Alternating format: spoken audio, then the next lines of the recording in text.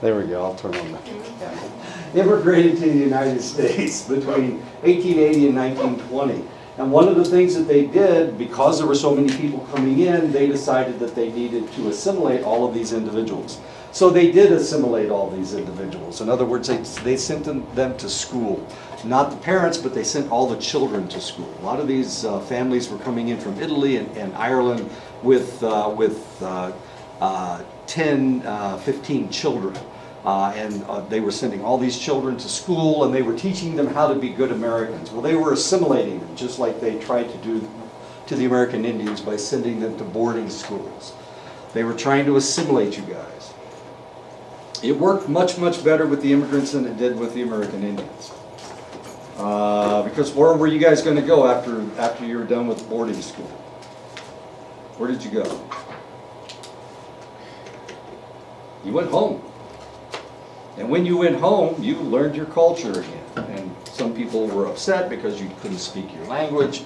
But most people stayed right there on the reservation. And because of that, it was an incomplete assimilation. But with the immigrants, all they needed to do, I mean, where did they go? Well, they went back to their neighborhoods. And after 2 generations, everybody in their neighborhood was speaking English, not speaking their mother tongue.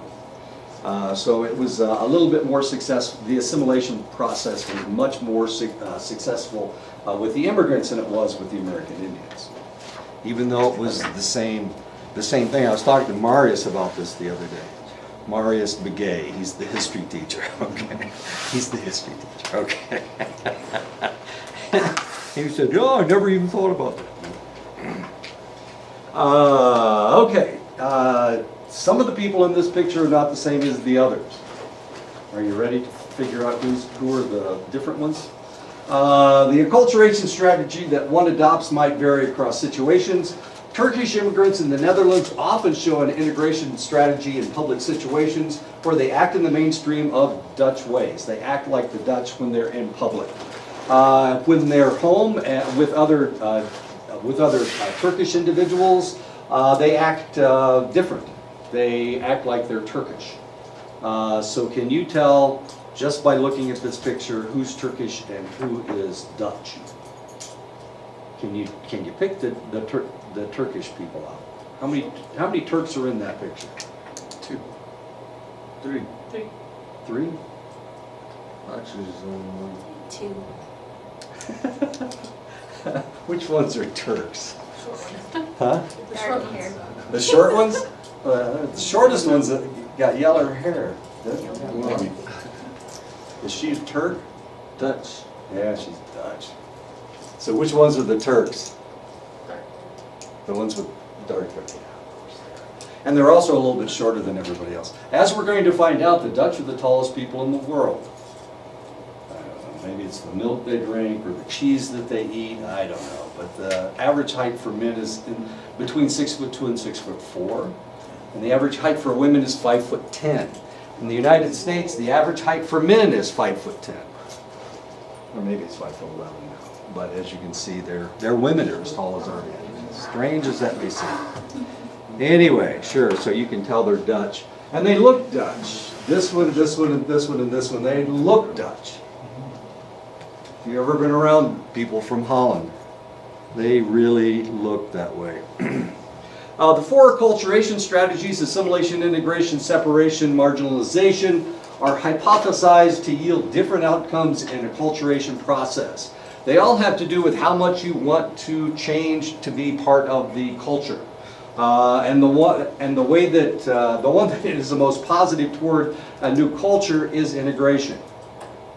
Integration has to do with not only adhering to the host culture, but also to your own home culture. And that is the one that has the most favorable outcome. It's where you have a foot in both cultures. So you see both cultures as positive. The others, they see one of the cultures as negative, either the host culture or the home culture. And marginalization, of course, those people don't see either culture as positive. So they reject both cultures. But the one that has the most favorable outcome is integration. Integration, of course, leads to multiculturalism, because multiculturalism supports all cultures, not diversity. Diversity pretends that everybody's the same. And diversity doesn't really work. Well, it does, but it doesn't. It just assumes one person is just like the other. Now, what would happen if we assumed that the Russians were just like us? Are they? We've seen Vladimir Putin without his shirt. Geez, took a picture this weekend where he didn't have his shirt on again. What was he doing? Fishing? I can't remember what he was doing. But whatever it was, he didn't have his shirt on again. Evidently, he lifts weights. So there you go, Vladimir. Are they like us? Are they just like Asian, or they're just like Asian Americans? No, are they? I think the Russian most likely were really kept to themselves for so many years until later they kind of exposed themselves. And now they're Are they like us? If you think of Americans as greedy, then you're probably right. They are like us. But if you don't, then you're actually more right than wrong. We're going to talk about the Russians a lot more because they did studies with Russians after the wall came down and before they got a little strange over the last election. Donald Trump thinks that he can deal with these guys just like he deals with everybody. But the reality is, they ain't us, and they don't think like us. They're just trying, wait until we talk about the Russians. And of course, this was written before the last election. This textbook was written before the last election, so he doesn't even know about how they interfered in our last election and what they did. Sometimes immigrants will adopt fast food eating habits of Americans. Among immigrants who lived in the United States for less than a year, 8% were obese, which isn't too bad. Among those who had been here for 15 years, 19% were obese. In the United States, 22% of the population is obese.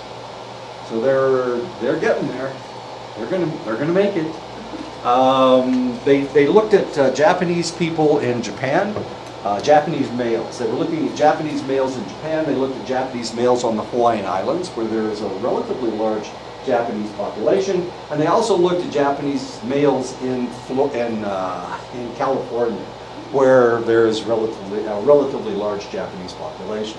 And what they discovered was that the Japanese males who lived in Japan were relatively slender. The Japanese males that lived because they eat a lot of seafood. They eat rice, they eat seafood, they eat what is that? Those rice balls. They have seaweed. It's got seaweed. But they eat a lot of fish. In Hawaii, they were fatter. They were more obese than they were in Japan. But in the United States, they were the fattest. Fatter, fattest. Those are the words. In the United States, they were the biggest because those individuals, of course, weren't eating as much seafood. On the Hawaiian Island, you either eat seafood or you get kind of hungry. But in the United States, of course, you can always go to McDonald's or Burger King or Wendy's or Carl's Jr. or I don't know, Hardee's or something. KFC. KFC? Oh, is that the place? They have KFC in Japan. They serve beer at KFC. And they also have seafood, but they also have the chicken. They don't grow chickens in Japan. They have to transport everything in. Okay, finally I got a picture of Halle Berry, the most beautiful woman in the world. I finally got a picture of her. When an immigrant or minority member does not fit the prototype of their host culture, people might question their identity. And of course, people have asked, well, what race is Mariah Carey, for example? What race is Mariah Carey? She married a black guy, didn't she? I think she did. She did. Big Of Canyon. course. Yeah. What race is she? Married. Look at her and go, look, what are you? I don't, what are you? Mix. The first thing that we do when we look at somebody, strangely enough, is we try to identify what race they are. We try to find out what they are. Not who they are, but what they are. So if I'm a white guy and I look at another white guy, I don't have to identify their race. But if I look at somebody who's not white, then the first thing I do is identify their race. Who, Tyrone? He's mixed. He's mixed. No, he's not. Really? He's your cousin? And you admit it? Wow. That's tough. This is known as identity denial. So if we have an individual who is African American and has potentially some white ancestry, then the individual may be relatively light complexion. And that individual, of course, might be identified more as white than they are black. As interesting as that is. Halle Berry, of course, has a white mother. She also has a black father. How about James Franco? I put James Franco in this picture. Do we know anything about James Franco? He's kind of dark, isn't he? That's James Franco. What's wrong with him? I know. What race is he? How can we identify him? Should we identify James Franco? He doesn't look like everybody else, does he? Canadian. He's Canadian. Those damn Canadians, they look different than us. Eh? No, he's not Canadian. A lot of people in Hollywood are from Canada, but James Franco is not one of them. Seth Rogen is Canadian. That really ugly guy, Jay Baruchel,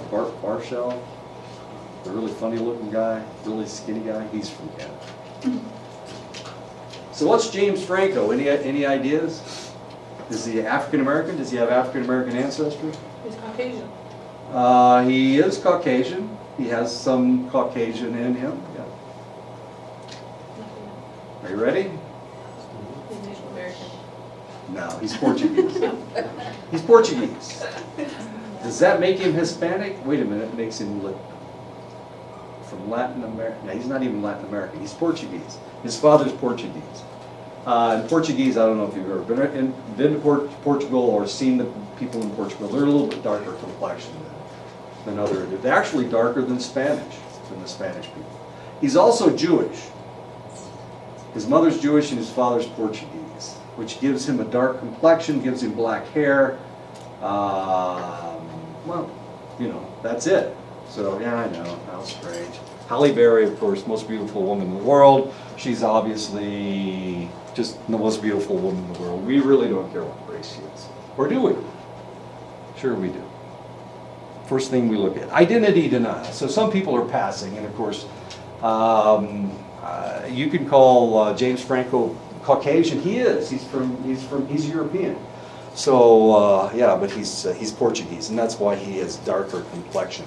And he's also Jewish, and they are darker complexion than people from Sweden, for example. All right. So some people just don't match the prototype of the culture, and if they don't, of course, we look at them a little differently. When I was growing up, we had one of my best friends had a really good tan, and I thought, well, this is great. Lucky dog, he doesn't even have to go outside and get a tan. But he was just darker complected than everybody else. He had brown, sandy hair, so he wasn't. But his dad was the same way. Maybe he was Portuguese, I don't know. Never figured it out, never even thought about it. But I thought he was always lucky that he didn't have to go out and worry about getting a tan. 1992, Steele identified a phenomenon that had puzzled psychometricians for decades. This is something that we used to talk about up in Montana because we had a lot of students that claimed they couldn't do math. And they were native students. They said Indians can't do math. Everybody knows that. Indians can't do math. Well, geez, sure they can, because the guy that was teaching the class was an American Indian. And he was brilliant as far as mathematics was concerned. Was he an anomaly? Or did somebody convince these people that they couldn't do math? Well, that's what we refer to as a stereotype threat. The idea that you're going to fulfill a stereotype. So people are afraid when they take a test, they have test anxiety because it's going to be a stereotype, and that is known as stereotype threat. The fear that one might do something that will inadvertently confirm a negative stereotype about one's group. And we saw that all the time up north. I don't know how you guys are with math. How are you guys with math? Okay? Not bad? Okay. Okay? You're doing the same thing. Does anybody know what this means? Somebody told me the next time somebody asks you for something you don't want to give it to them, go like this. Get out of here? I don't know. I assumed it was some kind of a gesture that only used on the reservation or something. Maybe next time. Maybe, is that what that means? Okay. Maybe next time. You're just making stuff up. Okay. The one thing that really irritated me, of course, up north, it's worse than it is here, but the thing that really irritated me up north was when people would get drunk. And I was thinking, man, you're just fitting right into the stereotype. That's irritating. Don't do that. Fight your stereotypes. Try not to live up to your stereotypes, okay? And because a lot of people up north, especially in Montana, the white people in Montana think that all the Indians are drunks. They're just big drunks. And of course, when they did get drunk, it really kind of fit that stereotype. And it really, I thought that they needed to do something to fight their stereotype. Anyway, so if, see, this kid feels like he has to do well in math because he's Asian, of course, that is stereotype threat. After achieving acculturation, an immigration becomes bicultural. An immigrant will become bicultural. The tendency for bicultural people to evince psychological tendencies between those of their two cultures is called blending. So here you are, you're Navajo, you also have been educated in schools that were primarily white. So you fit both of the cultures, you live in both cultures, and when you live that, the mixture of the two cultures, that's known as blending. The individual tends to switch between different cultural selves in a process known as frame switching or alternation. And of course, sometimes when you go to ceremonies, you're acting one way. When you're wearing a baseball cap, you are not really living that the traditional stereotype. In your ceremonies, you have to take off all your metal, and take your rings off, take your earrings out, take your glasses off. No. No? Diagnostician, when you're doing the diagnosis. Oh, they have to take off. You take off everything. The healers up north have to take everything off. When you go into a sweat, you have to take off all your. That too. Yeah. And well, it gets hot for one thing. You also have to take it off. Which gets kind of interesting. We had one of the healers that I used to sweat with was blind without his glasses. So he'd take off his glasses and you'd have to lead him in. Then you'd have to show him where the drumstick was. And then you'd have to, he was beating on a bucket full of water. And you have to show him, you have to put the water in front of him because he couldn't see without his glasses.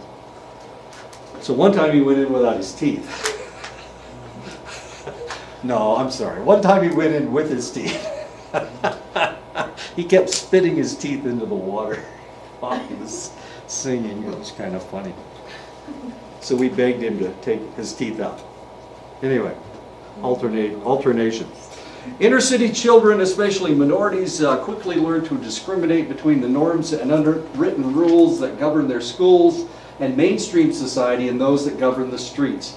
There's a television show on now on cable, I think it's HBO, about a group of black students that go to a white school. And their problem is the teachers don't know how they're supposed to act. The teachers don't know when they're acting up and when they're not acting up. They're afraid to say anything to these kids because they don't know whether they're acting up or whether they're not acting up. So it's really kind of interesting. And the kids aren't really sure how they're supposed to act. Am I supposed to act like a black person? Am I supposed to act like a white person? Am I supposed to act mainstream? Or am I supposed to act the way that they do on the streets? This is known as code switching. On the streets, of course, if you act like a white person, you get your butt kicked. So you need to act like somebody that's tough enough for people to leave alone. But if you act like a white guy, they're gonna beat the crap out of you. So you have to code switch. I had a student, excellent student, brilliant individual, who had been in a gang in Chicago. But by the time he came down to the college to work on his BA, he had figured out how to code switch. When he was down in Clinton, Iowa, of course he didn't have to act like a gang member, but when he went back home, he was always in danger of being attacked by the rival gangs in his neighborhood. And just the clothes that he wore, just how he cut his hair, all of these were dangers as far as he was concerned. If he wanted to get along in Clinton, Iowa, he had to cut his hair in this one way. But when he went home, if he had his hair cut in that manner, then he got in trouble. As a matter of fact, back home, he needed to cut his hair the way Joe's got his hair. It's a relatively close crop, exactly. Relatively close crop. If he had any hair sticking out at all, he was considered acting like he was putting on airs. He was also a soccer player, so I know he's got all these three things that are pushing against him all at one time. Of course, in soccer, he's probably not going to get killed because he has a short haircut. But in soccer, he wanted to wear a different hairstyle. When he was, after the soccer season was over with, he let his hair grow out. But before he went home for Christmas, he had to shave his head so that he wouldn't get into a fight. When he was in Clinton, Iowa, he could wear any clothes he wanted, pretty much, as long as they were relatively clean and whatever. But when he went home, he couldn't wear anything that was beige, because that was the rival gang's gang color, was beige, as odd as that seems. So he could wear khaki pants in Clinton, but he couldn't wear khaki pants when he went back to Chicago. Now the bizarre part was that one of his best friends in Clinton was a member of the rival gang. And the reason that they were such good friends was because they were from the same place in Chicago. And they understood each other. But when they went back to Chicago, even though they rode in the same car, one of them would have to get out way before they got home. Because if they were seen together, then both of them were in danger. As strange as that may seem. Wow. So code switching, and you never knew. It was interesting because I was having a conversation with them, and I didn't have a clue that this kid was a gang member, and they started bantering back and forth in the language that they would use up in Chicago, and it was almost like a verbal fight. It was really fascinating, but they were best friends. And they only did it, I don't know, to show off for me. I don't know why they did it, but they did it. It was really kind of bizarre.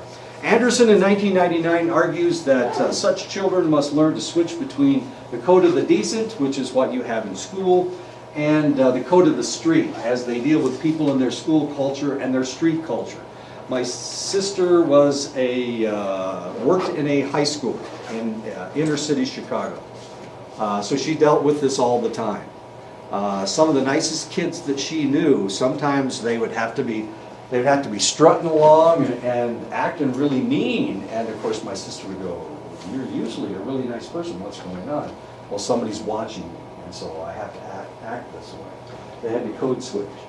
They had to know when to act out and when not to act out. It was really kind of tough. The code of the street permeates many aspects of life, in particular the development of a reputation that one is tough and is not to be messed with. This kid was a soccer player, and of course in the Hispanic community, and he was Hispanic. In the Hispanic community, soccer is a very important sport.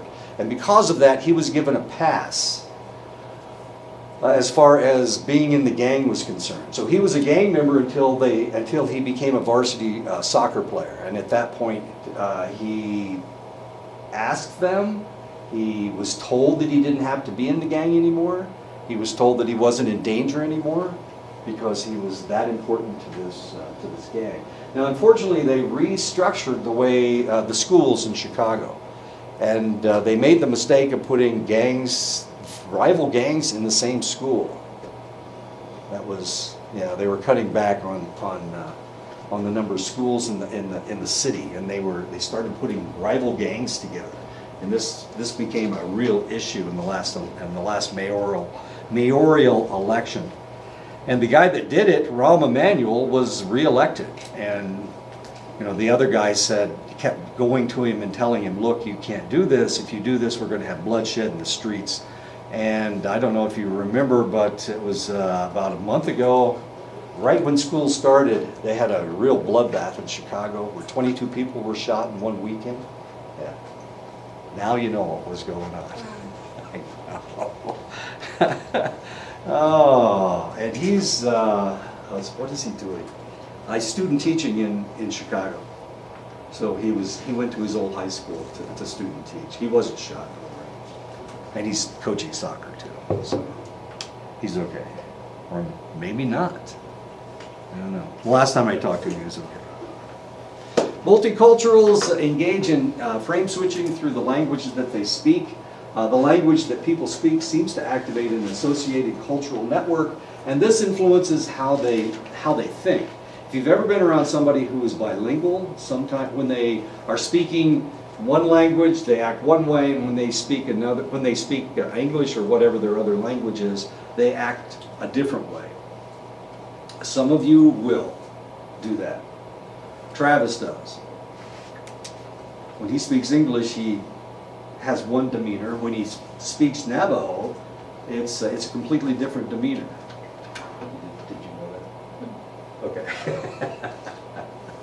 He seems older when he speaks Navajo, but that may be because of what you're saying. I don't know. Other people are similar. They have different personas. So they're not just bringing the grammar and the vocabulary, they seem to be bringing different selves to mind when they're speaking. Okay. I've really attacked people who just visit someplace and don't live there because I've lived in different places and I know that living in a certain place is different than just visiting.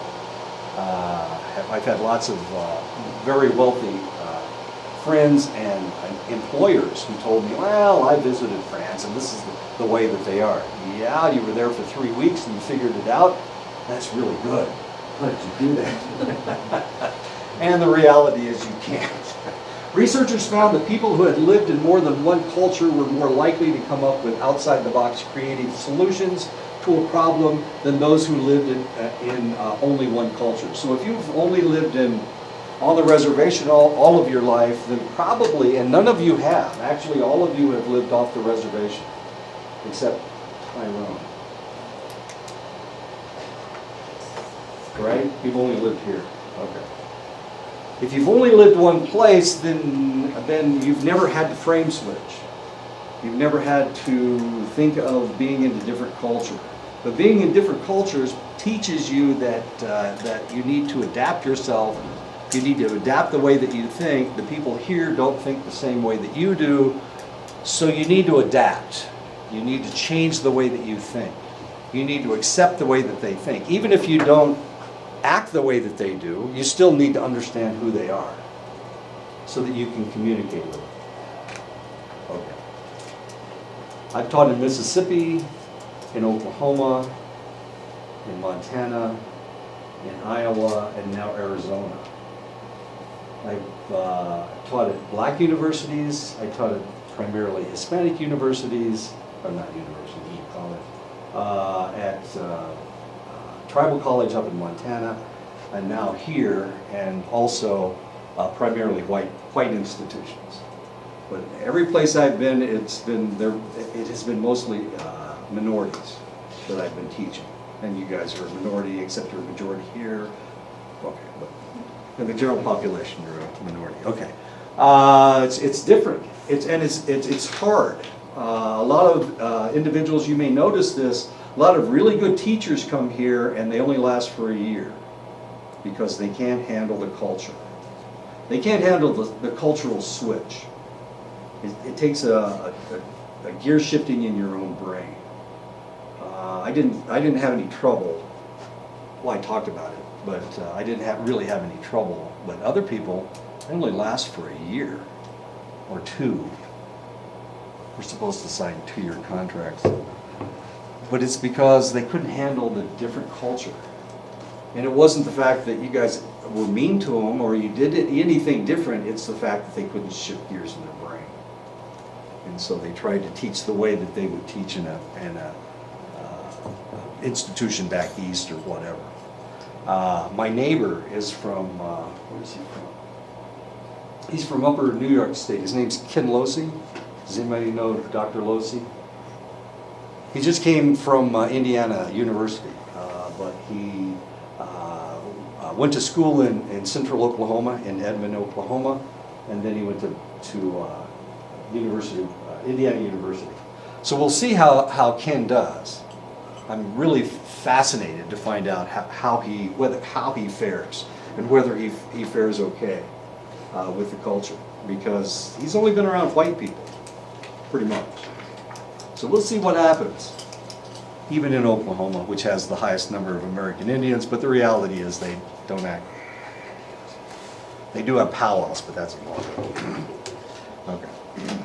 Except for the Comanche and the Kiowa down near Lawton in Anadarko, and then there's the Ponca up north, and then the Osage are almost, well, we won't even talk about how white they are. Sure. Shh. Okay. Maddox and Galinsky in 2009 further found that those who had merely visited other cultures as tourists did not show any comparative creativity advantage. Visiting other cultures is quite different from living in another culture because the former does not involve any adjustment on the part of the individual. If you just go visit someplace, you can act the American, ugly American as much as you want, and it really doesn't make any difference. But if you live there for 6 or 7 months, you better figure out how to adapt, because otherwise you're going to be suffering a lot. And you will always go through cultural shock anyway. Of course, we saw this in the military when we were shipped overseas. We saw this. You were overseas, weren't you? Where'd you go? Germany. Germany?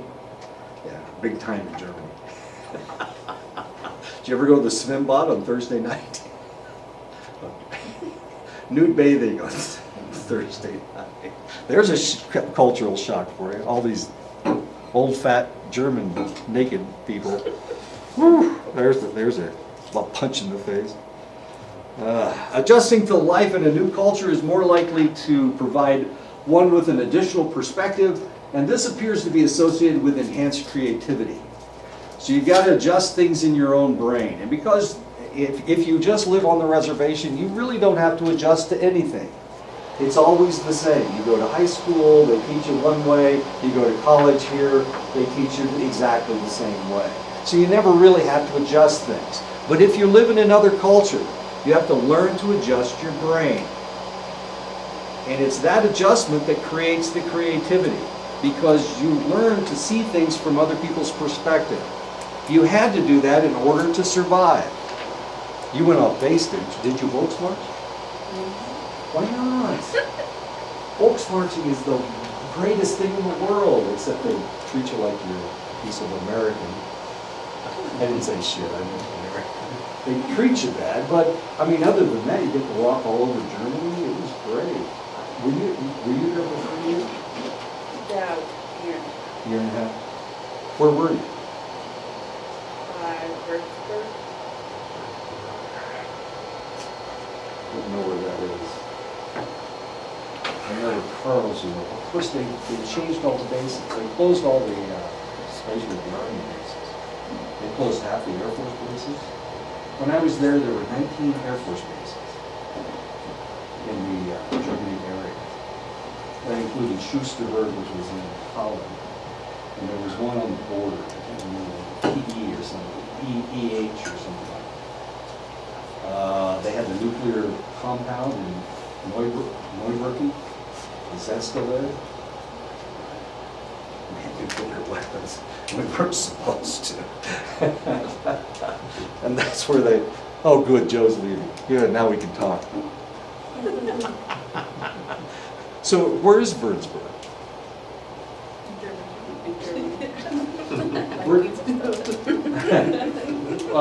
Where did you go shop on besides those days? Würzburg. It's not near Bitburg or, Trier, Munich. Where did you go to party? No, Würzburg. What kind of beer did they drink? Did they drink Beck's? Yeah. Okay. Okay. So it's in southern Germany. I'm going to have to look it up. I don't know where it is. Okay. Yeah, they used to have a lot of, maybe it's over by the Czech Republic. Is it over there? Did you, okay. Okay. It's not important. Now you're going to have to look it up too. Yeah. One reason that multicultural experiences foster creative thinking is that living in a different culture fosters a way of thinking called integrative complexity, a willingness to, and ability to acknowledge and consider different viewpoints on the same issue. And the reason you have to do this is because when you walk into that German store to buy Brötchen, you have to think about how the German is thinking.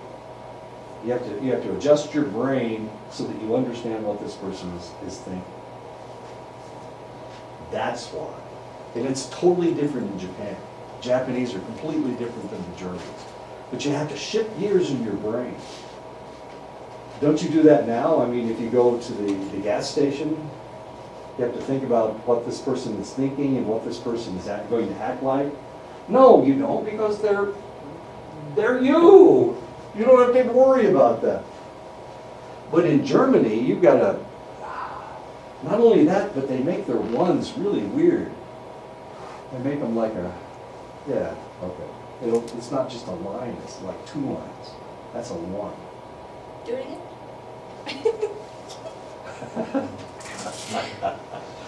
So it looks like a teepee is what it looks like. But it's a one. Those crazy Germans. So you got to figure out what they're thinking. And the other thing is you have to figure out how much it's going to cost you. Okay, so you have to think in German. Anyway, thinking in a different language. And that's the end of that chapter. The next chapter is about Japan, which is kind of curious. Okay, yeah, this is Heine. Heine is the guy that wrote the book. And as I told you before, Heine married a Japanese lady. And he lived in Japan for an extended length of time. And then he came to the United States and decided to become a psychologist. He lives in British Columbia, over on the other side, over on the western side of Canada. So we're going to talk about motivation. Self-enhancement is the motivation to view oneself positively. Research reveals that people apparently have a strong need to view themselves in a positive light. Self-esteem is a positivity of your overall evaluation of yourself, and of course we all like to be as positive as possible. In a study done in Canada in 1999, Heine and colleagues found that 93% of European Canadians had self-esteem scores that were above the midpoint of the scale, 93%. Okay, so here's a shock for you. White people really like themselves. Are you all surprised? Yeah. Yeah, I know, okay. Especially them damn Canadians. They're 93% of them thought really highly of themselves. Self-serving biases are tendencies for people to exaggerate how good they think they are. And of course, that's self-serving bias. So the ugly fat guy, when he looks in the mirror, he actually sees a very attractive and muscular individual. And this is the funny thing about the difference between males and females. When a male looks in the mirror, he looks at his attributes. He looks at the most positive things about him. So if he's got muscles in his shoulders, that's all he looks at. He doesn't look at his fat gut. Okay? That's what a male does. If a female looks in the mirror, she looks at the negative things about her. So if she thinks she's a little plump, she focuses on that plumpness. This is one of the reasons why when somebody suffers from anorexia, they don't realize they have anorexia because they're looking at the most negative aspect of themselves, which isn't their skinny part. It's the part that has any meat on it at all. So they don't see themselves in the same light that everybody else sees them. Males are the very opposite. They're almost like egomaniacs. They are egomaniacs. And this is known as self-serving bias. Am I surprising anyone?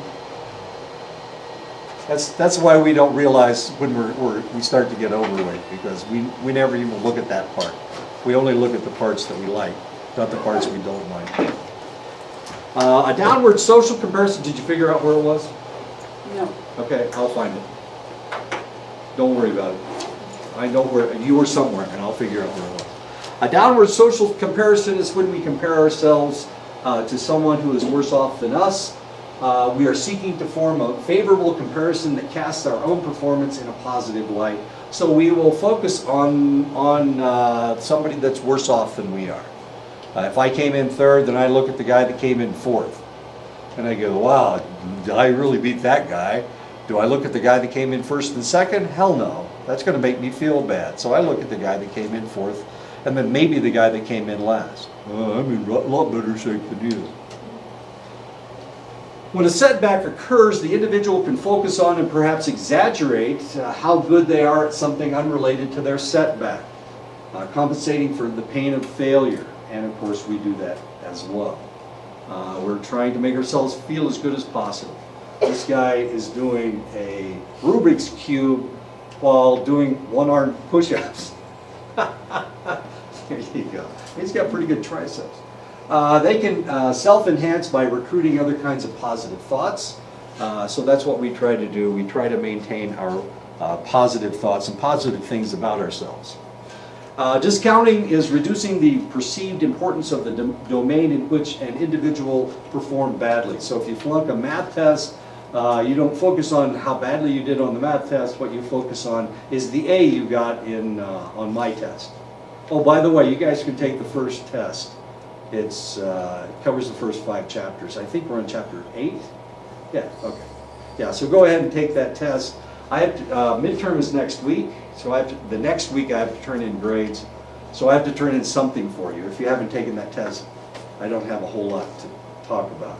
If you haven't done anything in here, and that will be the 9th week. By that time, it'll be the 9th week. Then I don't have a grade to give you, so please do something so I can give you something. And if you're not planning on finishing everything, tell me so that I look really stupid when I give you an A at midterm. They always come back to me and say, why did you give them an A? They flunked the whole damn class. They only scored 50 points. You must be stupid. And usually, the only thing I can say is, yeah, you're right. I'm stupid. It's Travis's fault. I try to blame Travis as much as possible. People might attribute the cause of their actions to something outside themselves, and this is known as external attribution, and that's what we saw before. Oh, no, not the guy doing the push-ups. The guy that said, I failed the test, it must be the pencil's fault. An external attribution. There you go. Oops. In contrast to an internal attribution, where they see the causes within themselves. So we try to enhance ourselves by only focusing on the external and not blaming ourselves. We really don't like to blame ourselves for anything at all, ever. Okay. It's never my fault. It's always your fault. So if I flunk you, it's not my fault. Well, maybe it is, if I gave you a bad grade. When was the last time I flunked you? Oh yeah, last semester. Sorry. No, I'm just kidding. He gets all A's. Some people dissipate their personal failures by basking in the reflected glory of a successful group they identify with. And this is one of the reasons why we are such sports fans. We identify with a group, and if that group is successful, then we feel successful. One of the interesting things about baseball is that a lot of people are Yankees fans. They're not from New York. Why are they Yankees fans? Well, they're Yankees fans because the Yankees win. For the longest time, there were a lot of Cub fans, despite the fact they hadn't won the World Series since 1908. And then, of course, now they've won the World Series. But they really enjoyed their wallowing in their problems. We've got Edison in the back, and he's a Cowboys fan. When was the last time the Cowboys won the Super Bowl? Super Bowl 30. We're up to 55, aren't we? No, Okay. 52. 52, okay. They won this weekend. My daughter's a Cowboys fan. Okay. My son's a Steelers fan. What about you? I don't care. I don't care about pro football. But they have fist fights over it. My son, he's 5'8". My daughter's 4'11". My son weighs 210 pounds and solid muscle. My daughter is 100 pounds of solid muscle. That's quite a fight. Pretty interesting. And he tries to fight her without, touching her. So it's one of One those. of those, like. Yeah, well, he tries not to touch her, so he's trying to stay away from her, and he hopes that she swings at him and falls on the floor and hurts herself. That's what he's hoping to do. So it's kind of interesting to watch. Research seems to show that European Americans, even at a young age, tend to maintain fairly high self-enhancement motivations. Once again, that's a real shock to everybody. Trop and Wright in 2003 found that preschool and elementary school European American children chose self-enhancing images at 92% compared to a similar group of Mexican American students at 82%. What did we just learn about Canada? 93%. So here we have European Americans, and their self-enhancing level is at 92%. So European Americans really like themselves. People of European descent are really positive about what's going on with themselves. And here we have Mexican Americans at 82%. Well, where are everybody, all the other groups? We're going to find that out in a minute. When Freiberg and Marcus in 2003 looked at a group of elementary school Native Americans, they found that less than half made positive statements about themselves. Now, when I talk about American Indians, I talk about Native Americans. One of the things that you have to remember is that they never talk about tribes. Okay, so I don't know if they're talking about Navajos, I don't know if they're talking about Sioux. Well, of course they wouldn't talk about Sioux, they talk about Lakota, Nakota, or Dakota. I have no clue. They may be up in Minnesota talking about the Ojibwe. They could be in Michigan talking about the Chippewa, who are the same group. Or they could be in Minnesota talking about the Anishinaabe, who are the same group. Okay, just different names in different places. Okay. I don't know. They don't ever talk about it. When I wrote my dissertation, I did my dissertation on the people up in Montana. I couldn't mention the tribes. I wasn't allowed to mention the tribes, not in the title anyway. So when they talk about my research, when anybody talks about my research, they always talk about a Northern Plains. This is a Northern Plains study on the Northern Plains tribe, but I have no clue. We don't know. Heine didn't talk about it.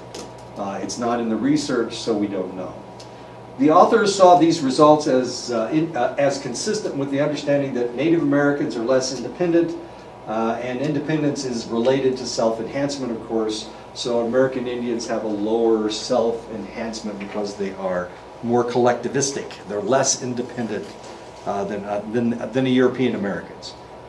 But we see that the Europeans, no matter where the hell they are kind of arrogant, and they think a lot of themselves, whether they're in the United States, Canada, or probably Europe. We don't know. This did not prove the true of collectivistic Maori of New Zealand. They did the same result with them, they were not as self-enhanced as the European Americans. This did not prove true of African Americans in the United States, also more collectivistic than the Europeans. This did not prove true of the Israeli Druze. A religious group, Druze is a religious group, and it's also an ethnic group, and this is what they look like. If you've ever seen another Druze in your life, they are an ethnic and a religious group in the Middle East, the Druze. They're also in Egypt. They're also in Jordan. This did not prove true of Asian Indians. Remember, there's 1.2 billion Asian Indians. 93% of European Canadians had high self-esteem. We already talked about that. And that's according to the research by Heine. This is what the European Canadians look like. They kind of look like white Americans, but that's okay, I guess. I don't know. Yeah, the only guy that's probably not an European American is this guy. He's probably the principal of the school. 55% of Japanese Canadians had high self-esteem, and this was a research done by Heine as well. Japanese, that's actually a Japanese school, not Canadian Japanese school. Masses of research show that Americans find success more memorable, probably because they think more about them, about their success, and Japanese tend to find failures more memorable because they think more about them. They think more about their failures than they do about their successes. Americans, we focus on positive, they focus on their failures. And of course, as we learned when we were talking about Chinese mothers, the Chinese mothers will remind them of their failures. You're never good enough as far as a Chinese mother is concerned. And she's always trying to focus on the negative rather than the positive. And if they don't, the child assumes that the mother doesn't like them, that they're not paying any attention to them. So they are seeking this negative feedback from their parents because that means that they love them and they're trying to make them better. After failing at a task, North Americans tend to discount the importance of the task. Japanese will view the task as even more important. Now it's really kind of weird going to a baseball game in Japan. In the United States, the playoffs are starting. In the United States, if you're in Los Angeles, then they give the visiting team an earful. They attack the visiting team. They're big homers. In Japan, it's the very opposite. They don't care what's happening with the other team. They are focused on their own team being perfect. So they attack their own team, as odd as that may seem. Yeah, so it's easier to play an away game in Japan than it is to play a home game because your own fans are worse. They will yell at you more than they will yell at the opposing team. This is a shirt. I tried to make this into gloves. I kept trying to see it as gloves, but that's a shirt with black things on it, black stripes on it. Okay. I tried to make it into a pair of gloves with his hands up here like I didn't. I know, I was looking at it and it looked like a pair of gloves, so I know. You guys see that as a shirt? Is everybody okay with it? It's a yellow shirt with black stripes. Did you see it as a shirt right away? Man. I put this up like 3 years ago and I've been seeing this as gloves, trying to figure out who's got the goofy looking gloves and why are they sticking them up in this guy's shoulder, on his shoulders? Okay. Anyway. What's wrong with me? Americans tend to bask in the reflected glory of their sports teams, while the Japanese, of course, are more critical of the local team as the opposition. So they attack their home team, which is kind of interesting. Heine and others have speculated that East Asians are just as motivated as Westerners to evaluate themselves positively merely as their group selves instead of their individual selves. Remember, they're collectivistic individuals. So they think of themselves more as a part of the group. So they want the whole group to look more positive. But as individuals, they are just as motivated as Westerners are. East Asians like themselves as much as Westerners, but seem to be more self-critical of their competence. So they will attack themselves on a relatively frequent basis. Now remember, Heine is married to a Japanese lady, and he's lived extensively in Japan. So, you know, as to an American, if we go to Japan, it looks like the Japanese don't like themselves very much. But Heine knows exactly how much they do like themselves. The other thing that you have to remember about Japan is that it's 98% Japanese. So almost everybody in Japan is Japanese. Almost everybody. 2% are non-Japanese. So they really like themselves, and they think of themselves as superior to everybody else, which is kind of an interesting aspect. They see everybody else as alien, as different, as not equal, as unequal. That's one of the reasons why they did what they did during World War II. Whenever they defeated somebody, they defeated them. They not only defeated them, but they went in and they massacred groups of individuals. That's what they did in China. And the excuse they used, they couldn't tell who was the Chinese, who was in the Chinese military. So they went in and they raped and murdered all these babies and all these women, and they claimed that they were looking for Chinese soldiers. They couldn't tell the difference between a male and a female, evidently, but they butchered all these people. It was horrible. The rape of Nanking, they called it. Anyway, I know. So are the Japanese okay? Now the funny thing about the Japanese during World War II, so there were these horrible, horrible monsters. They had they performed these kamikaze attacks. They had banzai attacks where they all died. But that was the honorable way to die. And so we were afraid that if we invaded Japan, it would be just this mass suicide of the Japanese, doing anything they could to murder the Americans. But as soon as the emperor told them that he was surrendering and they needed to surrender too, they were as peaceful as if they had never been our enemies. As odd as that seems. But all they needed to do was to think of us as non-enemies, and their demeanor completely changed. During the first part of the war, we never took any Japanese prisoners. They either killed themselves or they fought until we killed them. And we never took any prisoners. And they never took any prisoners.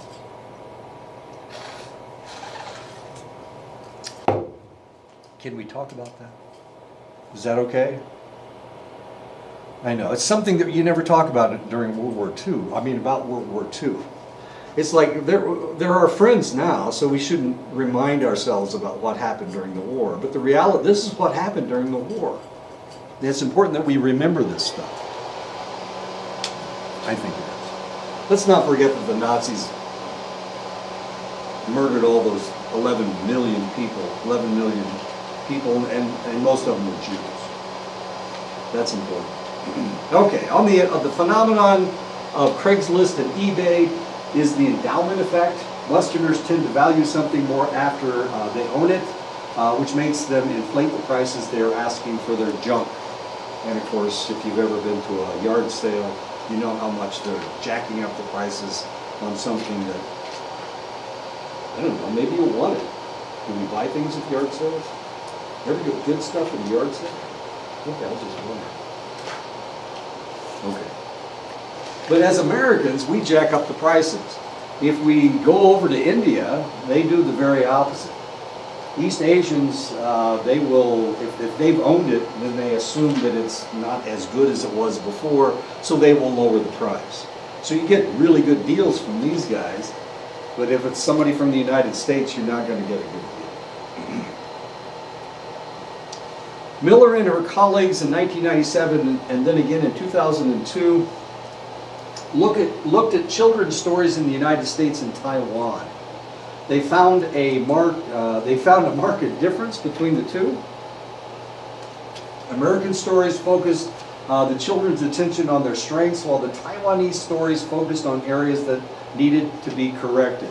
So if you think about it, if you read a Chinese story, it sounds like this guy screws up every time. And now we need to focus on what he did wrong. But if we read an American story, a soccer goalie, and he couldn't quite get it right, and then it was the last game of the season, and finally he got it right, and he saved the goal, and he saved the game. That's the way the American story would go. The Chinese story would be the very opposite. He was a good goalie, didn't practice enough, and then in the last game he allowed a goal to be scored, and now they've lost. So what he needs to do is focus on practicing. That's the way a Chinese story would go. So it doesn't have a happy ending, unless you think that's a happy ending. Yeah, okay. But there's always a happy ending. It's always a Disney ending in an American book or an American story. They even were able to make Pocahontas a positive story, despite the fact that, wow, the real story of Pocahontas is not a pretty story, because the people all died of diseases. The reason that there was a place for the Americans to go was because somebody had infected a village full of natives with some disease, and they all died, so they had some place to live. That's the real story of Pocahontas. And then the Wampanoags, of course, she was a Wampanoag. The Wampanoags were at war with the English, and they captured her, and they held her for like a year and a half. She was 12 years old or something, and they held her for a year and a half. And by the time and they taught her English, and by the time the Wampanoags came to negotiate, she was already assimilated to the English way of doing things. She married a guy when she was 14 years old. She married James Rolfe when she was 14. It's an ugly story. And then she goes to England, and as she gets over there, and she's the princess of England, and she gets back on the boat to come home, and she dies. She died of a horrible disease. That's not a pretty story, I don't think. I hope not. That's an ugly story, but Disney can make it look pretty damn good. She's one of the princesses.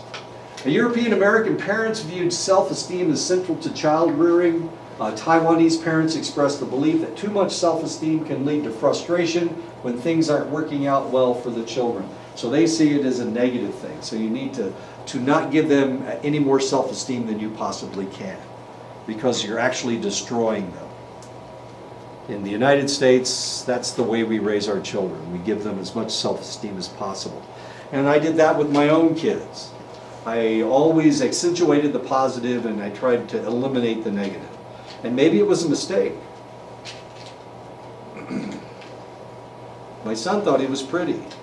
And evidently he was not that bad looking, but he wasn't pretty enough to be an actor or a model. I mean, he just couldn't quite make it. He was too short. Maybe we needed to tell him how damn short he was. He's only 5'8".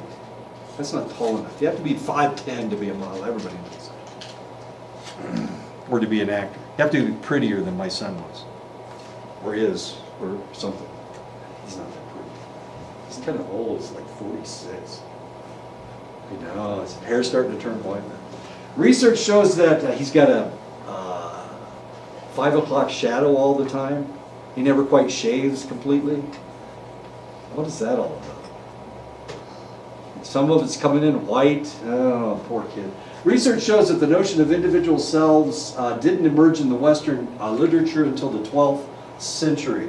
And then it was the church that changed. The church actually changed, strangely enough, in the 12th century. At this point, the Christian concept of the Last Judgment changed from being an issue of salvation of collectives to the salvation of individual souls. Before the 12th century, it was the town that was it was your family that was going to go to heaven, not you as an individual. So all of a sudden, in the 12th century, the church kind of shifted gears a little bit. And when they shifted gears, instead of collective responsibility, all of a sudden it was individual responsibility.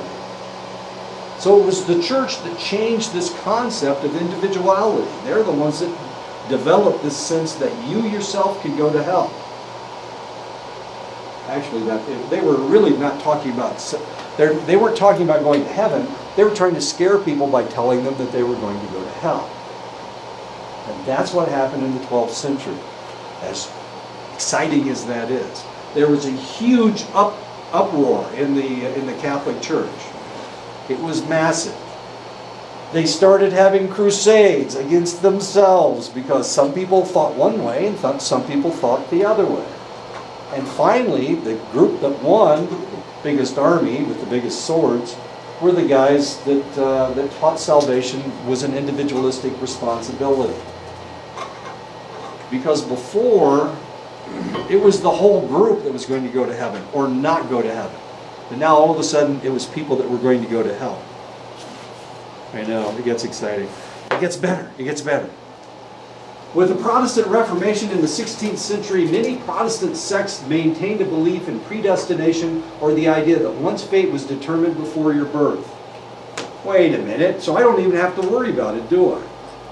Because I was marked, somebody, wrote on my forehead, hell, before I was even born. So I don't even have to worry about it, right? It was with invisible marker. You have to heat up the head in order to make it come out. Okay. So you go to the pearly gates and they just put this heat thing on your forehead. You didn't know that? I'm changing religion all over the place. This is great. This gave people a great drive to enhance themselves as they proved that they were one of God's chosen people. Everybody wanted to be one of God's chosen people. In the United States, we accumulate wealth. And the reason we accumulate wealth is so that we can be one of God's chosen people. God will give us rewards for being one of His chosen people. And one of those rewards is lots and lots of money. Which makes Bill Gates one of God's chosen people. I see the lucky one. Man, I've got like quarters in my pocket. What does that make me? Remember that thing on my forehead? There you go. Okay. I'll see you guys next time. And we'll talk more about religion. I'll teach you more about religion. It gets exciting.